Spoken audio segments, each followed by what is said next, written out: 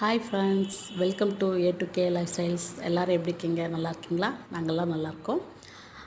இன்றைக்கி என்ன டிஷ் பார்க்க போகிறோன்னா, ரொம்பவே ஹெல்த்தியான அண்ட் டேஸ்டியான டிஷ் தான் பார்க்க போகிறோம். காலையில் மார்னிங் டிஃபனுக்கு ஈஸியாக செய்யக்கூடியது, பட் ரொம்ப டேஸ்டி, ரொம்ப ஹெல்த்தியும் கூட. அப்படி என்ன டிஷ் செய்ய போகிறோன்னு பார்க்கலாமா? சிகப்பு அவல் கொழுக்கட்டை தான் பண்ண போகிறோம். அதுக்கு நான் 200 கிராம் சிகப்பு அவல் எடுத்து ஒரு 20 மினிட்ஸ் ஊற வச்சுருக்கேன். வெள்ளை அவல் 10 நிமிஷத்துலேயே ஊறிடும், பட் சிகப்பு அவல் கொஞ்சம் ஊற லேட் ஆகும். ஸோ 20 மினிட்ஸ் ஊற வச்சு நல்லா தண்ணி வடிகட்டி எடுத்து வச்சுக்கிட்டேன். அதுக்கப்புறம் கொழுக்கட்டை செய்கிறதுக்கு ஒரு கடாயில் எண்ணெய் ஊற்றி கடுகு, உளுந்தம்பருப்பு, பெருங்காயம் எல்லாத்தையும் போட்டு நல்லா செவக்க வறுத்துட்டு, கடுகு பொரிஞ்சதுக்கப்புறமா ஒரு 2 பெரிய ஆனியன் பொடியாக கட் பண்ணி எடுத்து வச்சுருக்கேன், அதை போட்டு அதுக்கப்புறம் 2 பச்சை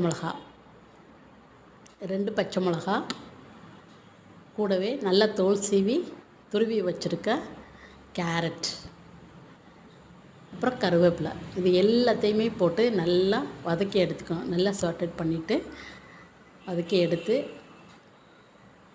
அந்த அவல் கூட சேர்த்துக்கணும். அவல் கூட சேர்த்துட்டு நான் கொஞ்சம் அதுக்கப்புறம் தேங்காயும் போடலாம், இல்லை தேங்காய் துருவியும் போடலாம்.